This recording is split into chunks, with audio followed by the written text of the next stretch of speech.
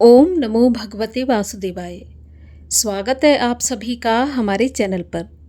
आज के इस वीडियो में हम बात करने वाले हैं साल 2026 में चातुर्मास का प्रारंभ कब से होगा और कब समाप्त होगा। चातुर्मास क्यों कहा जाता है और चातुर्मास में हमें क्या करना चाहिए, क्या नहीं करना चाहिए। आज संपूर्ण जानकारी आपको इस वीडियो में मिलने वाली है। वीडियो को अंत तक अवश्य देखिए।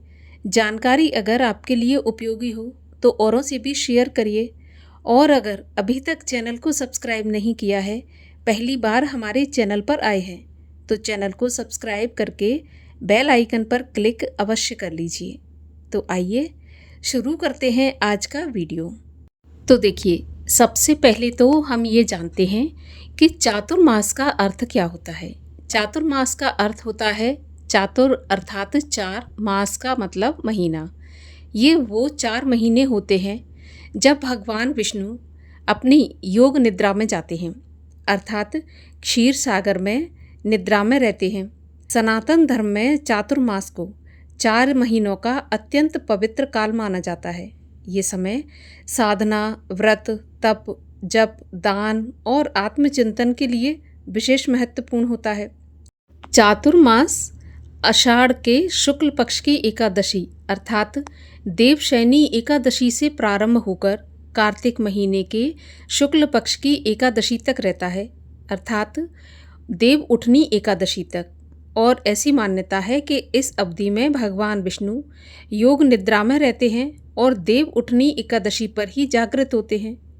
अब ये 4 महीने में जब भगवान विष्णु योग निद्रा में रहते हैं, उस समय के दौरान कोई भी शुभ या मांगलिक कार्य वर्जित माना जाता है।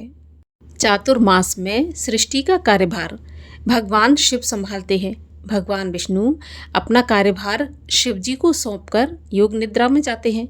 इसीलिए इस चातुर्मास में जो सावन का महीना आता है, उसके सोमवार का विशेष महत्व होता है, क्योंकि इस समय पर भगवान शिव साक्षात पृथ्वी पर अपनी दृष्टि बनाए रखते हैं। इसीलिए जो भी भक्त भगवान शिव की उपासना करते हैं, उन्हें विशेष फल की प्राप्ति होती है। चातुर्मास में सभी प्रकार के मांगलिक कार्य, शादी विवाह, मुंडन, गृह प्रवेश, जनेऊ संस्कार या फिर और भी ऐसे मांगलिक कार्य हैं जो कि स्थायी होते हैं, मनुष्य के जीवन में विशेष महत्व रखते हैं, उन पर रोक लगा दी जाती है। और ये 4 महीने भगवान विष्णु की पूजा, आराधना, जप, तप, पवित्र नदियों का स्नान और तीर्थ यात्रा के लिए शुभ माने जाते हैं। तो ऐसे समय पर विशेष रूप से भक्तगण नियम पालन का संकल्प करते हैं। अपनी अपनी सामर्थ्य के अनुसार इन 4 महीनों में नियम पालन करते हैं। अब नियम पालन आप अपनी सामर्थ्य के अनुसार कर सकते हैं, जैसे कि प्याज लहसुन का छोड़ देना, एक समय पर भोजन करना, नित्य प्रति ब्रह्म मुहूर्त में स्नान करना या पृथ्वी पर शयन करना।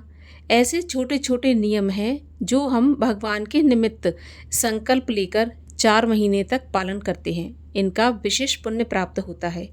आप कोई भी छोटे से छोटा या बड़े से बड़ा नियम धारण कर सकते हैं। नित्य प्रति तुलसी में दीपक जलाना या नित्य प्रति भगवत दर्शन करना। आप जैसा भी नियम लें, अवश्य आपको इन 4 महीनों के लिए लेना चाहिए। इससे विशेष पुण्य प्राप्त होता है। देखिए, जिस प्रकार से हम खरमास या मलमास में नियमों का पालन करते हैं, खरमास में और मलमास में सारे शुभ काम बंद कर दिए जाते हैं, रोक दिए जाते हैं, उसी प्रकार से चातुर्मास में भी रोक दिए जाते हैं, क्योंकि प्रत्येक पूजा में या प्रत्येक मांगलिक कार्य में भगवान विष्णु की उपस्थिति अनिवार्य रहती है। और इस समय पर भगवान निद्रा में रहते हैं, तो शुभ या मांगलिक कार्य नहीं किए जाते। एक मान्यता के अनुसार ऐसा भी है कि इन 4 महीनों में भगवान विष्णु पाताल लोक में राजा बलि के यहाँ पर पहरा देते हैं। चातुर्मास में दान का भी विशेष महत्व है। जो भी हम दान करते हैं, उसका कई गुना बढ़कर पुण्य फल प्राप्त होता है। तो हमें दान भी अवश्य करना चाहिए। छोटे से छोटा, बड़े से बड़ा, जैसा भी सामर्थ्य है, सभी को दान अवश्य करना चाहिए चातुर्मास के दौरान। और एक बात का विशेष ध्यान रखना चाहिए कि जिस प्रकार से हमारे दान, जप, तप, पुण्य का फल हमें कई गुना बढ़कर प्राप्त होता है, तो उसी प्रकार से हमारे किए गए बुरे कर्मों का फल भी हमें कई गुना बढ़कर प्राप्त होगा।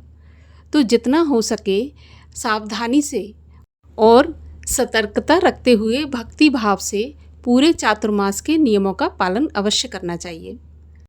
चातुर्मास का पालन करने से मनुष्य की आध्यात्मिक उन्नति होती है, मानसिक शांति प्राप्त होती है, पारिवारिक समृद्धि, कर्म बाधाओं से मुक्ति और भगवान विष्णु की कृपा प्राप्त होती है।